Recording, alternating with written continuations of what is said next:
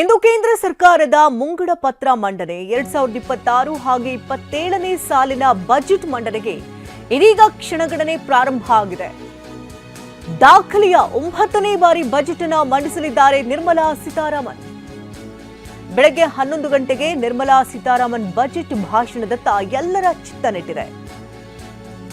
ದಾಖಲೆಯ ಬಜೆಟ್ ಇದು. ಕೇಂದ್ರ ಸರ್ಕಾರದ ಮುಂಗಡ ಪತ್ರ ಮಂಡನೆಗೆ ಇದೀಗ ಕ್ಷಣಗಣನೆ ಪ್ರಾರಂಭ ಆಗಿದೆ.